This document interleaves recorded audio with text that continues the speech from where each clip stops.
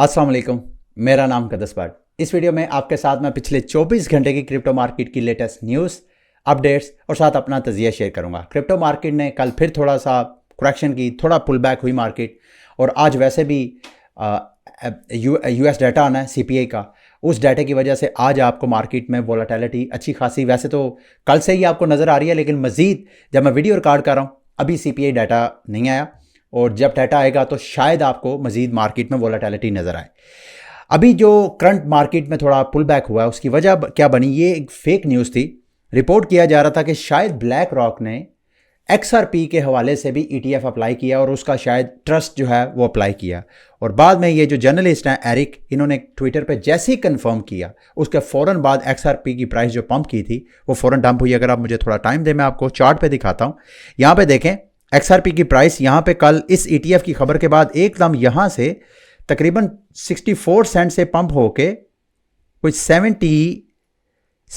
75 Saint तक pump की। लेकिन उसके बाद प्राइस जो है जैसे ही खबर कंफर्म हुई कि ये एक फेक न्यूज़ है, प्राइस जो है ना सिर्फ ये ओवरऑल सारी मार्केट आपको करेक्शन करती हुई नजर आ रही है। और ओवरऑल करेक्शन क्यों कर रही है अभी मैं थोड़ी देर में आपके साथ शेयर करता हूं, क्योंकि मार्केट में जब आपको इक्का दुक्का या मेन प्लेयर जब मार्केट में कोई ट्रेंड से हटके कोई जब स्टेटमेंट देना शुरू हो जाए तो मेरी नज़र में वो एक सिग्नल है कि अब आपको थोड़ा सा कॉशियस होना पड़ता है, थोड़ा सा मार्केट में ट्रेंड के साथ चलने में थोड़ी सी एहतियात करनी पड़ेगी। क्यों, मैं अभी आपको थोड़ी देर में बताता हूं मैं क्यों कह रहा हूं। अच्छा, XRP की प्राइस एक तो ओवरऑल जो फेक न्यूज़ की वजह से पंप और डंप हुआ वो तो एक अपनी जगह। कल खबर है कि वेल अलर्ट ने रिपोर्ट किया है कि XRP ने तकरीबन $500 बिलियन जो XRP टोकन है वो मार्केट में खुद इन्होंने डंप किए हैं। एक वॉलेट तो बाकायदा आइडेंटिफाई हो गया है कि उसका ताल्लुक रिपल के साथ ही है। एक अननोन वॉलेट है, जाहिर बात है अननोन भी इन्हीं के, क्योंकि ये जो XRP है इनके पास कई वॉलेट्स हैं। तो मैंने चंद दिन पहले भी आपके साथ शेयर किया था कि XRP गो के इसका पोटेंशियल है ग्रो करने का, लेकिन पता नहीं क्यों मेरा दिल नहीं मानता इसके ऊपर लॉन्ग टर्म सेविंग करने के लिए, क्योंकि हर महीने इनके 1 बिलियन टोकन जो है अनलॉक होते हैं और ये 2027 तक चलता रहेगा। अच्छा, अब मार्केट की तरफ आते हैं। मैटिक के हवाले से मैंने आपको चंद दिन पहले ही बताया था, मैटिक की प्राइस जो है इस 14 नवंबर की जो अपडेट वगैरह थी उस हवाले से पंप होनी थी, और आज तकरीबन 98 सेंट तक प्राइस जो है वो पंप किया। दोबारा 93 सेंट पे जब मैं वीडियो रिकॉर्ड कर रहा हूँ दोबारा वो प्राइस जो है 93 सेंट तक करेक्ट की है, उसने थोड़ी कंसोलिडेट हुई है। मीम कोइन जो है उसने उसकी प्राइस जो है वो पंप की है, और बाकी XRP के बारे में मैं ऑलरेडी आपको बता चुका हूँ। अच्छा, उसके बाद CPI डाटा, इस पर बी वेरी केयरफुल, इस पर आपने नज़र रखनी है। जैसे मैंने आपको कहा कोई ट्रेडिंग वगैरह आपने सेट की हुई है तो अपनी पोजीशंस को उसी हिसाब से अकॉर्डिंगली आपने एडजस्ट करना है। और अगर BTC की प्राइस देखें, जब मैं वीडियो रिकॉर्ड कर रहा हूँ तो 36,323 ये जो मैंने एक ट्रेंड लाइन ड्रा की है ऑलमोस्ट इसी ट्रेंड लाइन को दोबारा टच कर रही है। अगर ये ब्रेक हो जाती है तो जो BTC की प्राइस है यहाँ से मज़ीद नीचे जा सकती है। मेरी जो लोएस्ट रेंज है जिसको मैं वॉच कर रहा हूँ वो $35,400 की प्राइस है, जहाँ पे मैंने फ्यूचर ट्रेड लगाई है 35,400 से 38,000 की रेंज में। तो जहाँ इस रेंज में अगर रहेगी तो मेरी जो फ्यूचर ट्रेड है वो इनवैलिड नहीं होती है। अच्छा, मैंने क्रिप्टो 101 चैनल पे आज एक वीडियो अपलोड की है ख़ुसूसन उन दोस्तों के लिए जिनके पास स्टेबल कॉइन पड़े होते हैं। अब जाहिर बात है बुल मार्केट में भी आप लोग अपनी क्रिप्टो करेंसीज को स्टेबल कॉइन में कन्वर्ट करते हैं, मार्केट का वेट करते हैं दोबारा कब करेक्शन करे।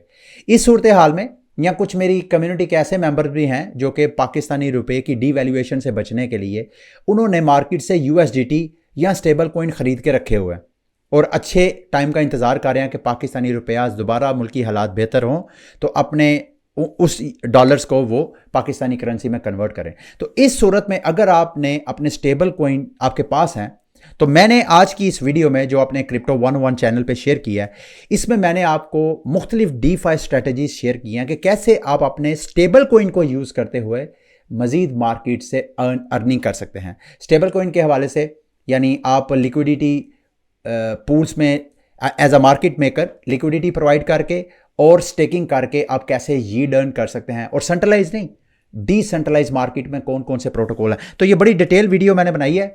उम्मीद करता हूँ ये 14 मिनट की वीडियो में मैंने टोटल आपको जो स्ट्रैटेजीज हैं वो गाइड कर दूंगी। फिर भी आपको अगर किसी चीज़ की समझ ना आई तो वीडियो के नीचे आप कमेंट कीजिएगा, मैं आपको गाइड कर दूंगा।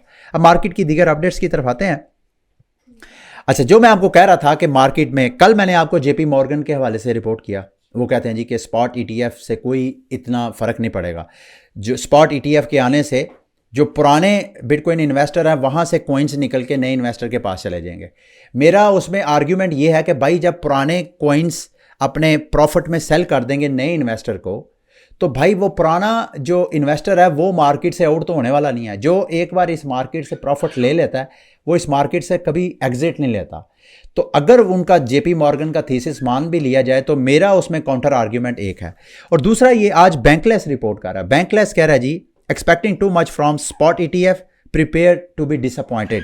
यानी इनका भी जो ट्विटर थ्रेड है उसमें वो एक्सप्लेन करने की कोशिश कर रहे हैं जेपी मॉर्गन की तरह सेम यही थीसिस पेश कर रहे हैं कि जी स्पॉट ईटीएफ का कोई फ़र्क नहीं पड़ेगा। मुझे नहीं मालूम ये जेपी मॉर्गन की रिपोर्ट के ऊपर बेस करके इन्होंने अपना ये थीसिस बनाया। बहरहाल इन्होंने और बहुत से रेफरेंसेस दिए हैं।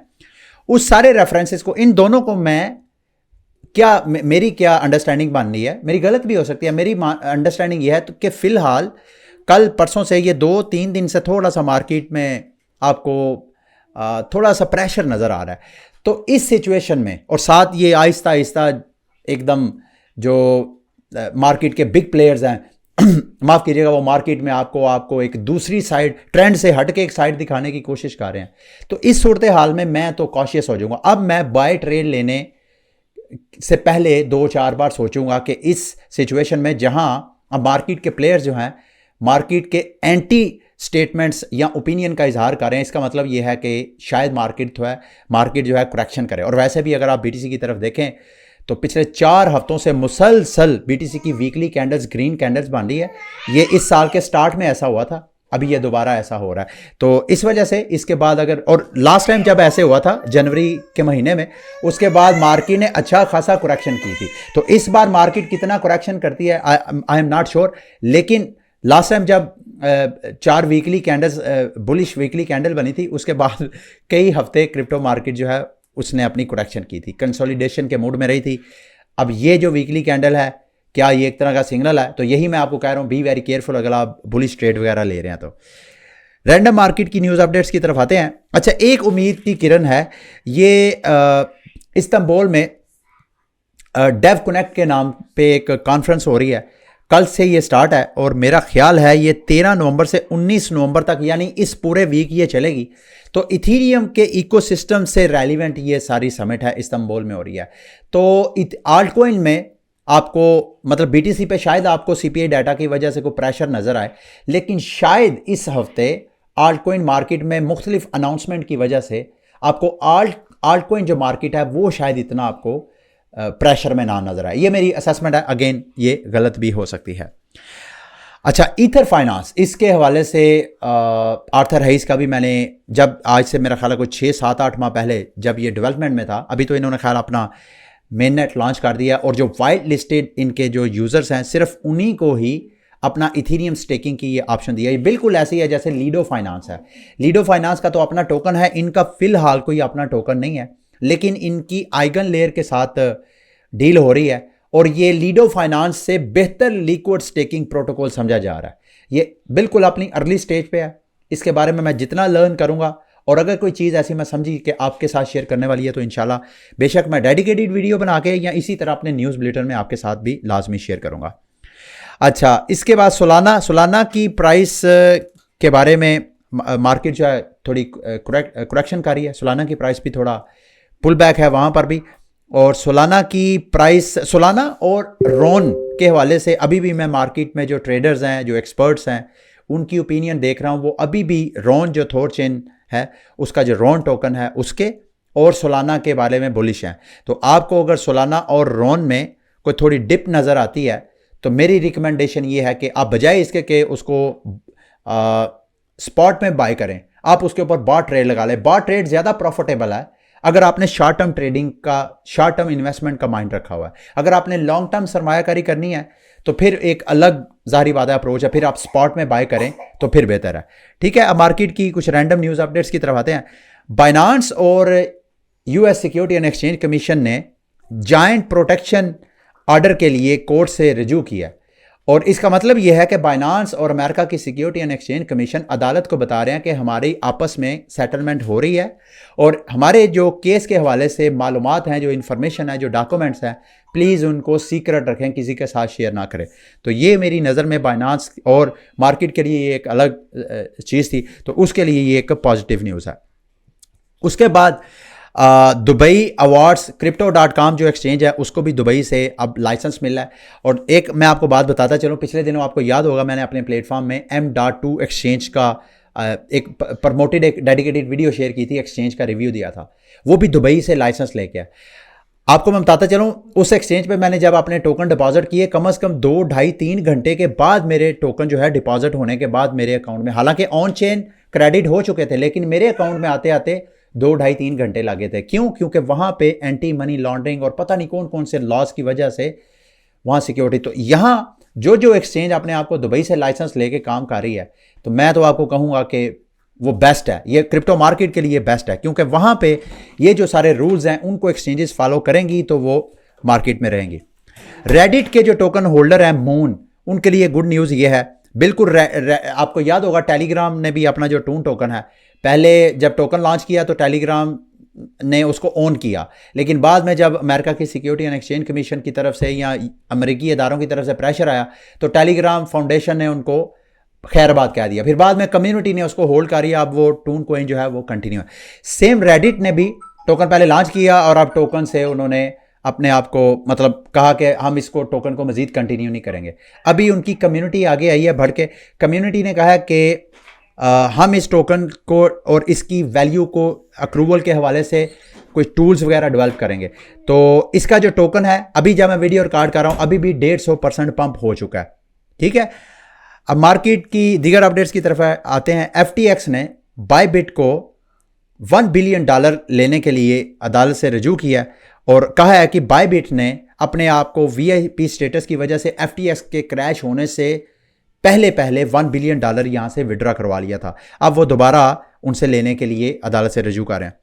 और खबरें हैं कि FTX के जो साबका जनरल काउंसिल मेंबर हैं, कैन सन उनका नाम है, वो अपना क्रिप्टो एक्सचेंज लॉन्च करने की कोशिश कर रहे हैं और दुबई से ही मेरा ख्याल है वो लाइसेंस लेंगे बैकपैक के नाम से। इस हवाले से वो फंड रेज करने की भी कोशिश कर रहे हैं 100 मिलियन के करीब। ठीक है, और वॉल स्ट्रीट जर्नल जो है वो रिपोर्ट कर रहा है। अब आप दोस्त मुझे कह रहे थे कि गज़ा के बारे में बताएं। गज़ा के बारे में मैं क्या बताऊं, हर चीज़ क्लियर है। वेस्टर्न मीडिया एक साइड पे और उनकी आवाम एक साइड पे। वहाँ की अमेरिका और वेस्टर्न जो गवर्नमेंट्स हैं वो तो इजराइल को वहाँ पे उसकी स्टैब्लिशमेंट वहाँ पे चाहते हैं, उनके वेस्टेड इंटरेस्ट हैं, लेकिन वहाँ पे जो ह्यूमैनिटेरियन क्राइसिस बन रहा है, जो ह्यूमन राइट्स की वायलेशन होती है, वहाँ की आवाम जो है वो एहतजाज कर रही है। गो के मेजॉरिटी जो है उन कंट्रीज़ की अभी भी इजराइल के हक में है, लेकिन एक साउंड और अच्छी आवाज़ जो है वो भी इजराइल के खिलाफ है और जो वहाँ पे इश्यूज़ हो रहे हैं। और साथ मीडिया भी मिला हुआ है। ये वॉल स्ट्रीट जर्नल ने रिपोर्ट किया, पहले भी इन्होंने रिपोर्ट किया था कि हमास जो है वो क्रिप्टो के ज़रिए फंड रेजिंग कर रहा है। भाई ये बताना वॉल स्ट्रीट जर्नल ने नहीं समझा, तासुर ये दिया कि शायद ये गलत काम है। अगर इजराइल अपने क्रिप्टो के ज़रिए फंडिंग इकट्ठी कर सकता है तो हमास क्यों नहीं कर सकता? तो ये इस तरह की 22 रिपोर्टिंग और वो रिपोर्टिंग भी गलत थी। जो चेन एनालिसिस है उन्होंने वॉल स्ट्रीट जर्नल की रिपोर्ट को गलत करार दिया था। अभी इन्होंने फिर दोबारा ये रिपोर्ट किया है, जिसको सारे लोग कह रहे हैं कि दोबारा ये वॉल स्ट्रीट जर्नल ने गलत रिपोर्ट किया। अब ये फिर कह रहे हैं जी $130 मिलियन जो है हमास ने फिर फंड रेज किए हैं, और ख़बर के मुताबिक ये बिल्कुल गलत है। ये टोटल वॉल्यूम है ट्रांजैक्शंस का उन वॉलेट का, ना कि इतनी अमाउंट जो है वो इकट्ठी की गई है। अच्छा, उसके बाद आप मेरे से पूछ रहे थे ग्रोक जो क्रिप्टो टोकन है इसके बारे में बताएं। देखें ये एक फेक टोकन है और एग्जैक्टली मैंने वैसे आपको कमेंट में बता दिया ये फेक टोकन है। Please be very careful. ये मेरा ख्याल है एक्स जो इलन मस्क का अपना प्लेटफॉर्म है, इन्होंने भी अपना AI जो है वो लॉन्च किया, उसका नाम शायद ग्रोक है। तो उसके नाम पे एक फेक टोकन बनाया है स्कैमर्स ने, और ये वो स्कैमर्स हैं, ये मार्केट में जब भी किसी चीज़ की हाइप होती है उसके नाम का टोकन बना के मार्केट में और हनी पाट बनाते हैं। टोकन लोग खरीद लेते हैं, बाद में सेल नहीं कर सकते। लास्ट में ड्यून एनालिटिक जो प्लेटफॉर्म है उन्होंने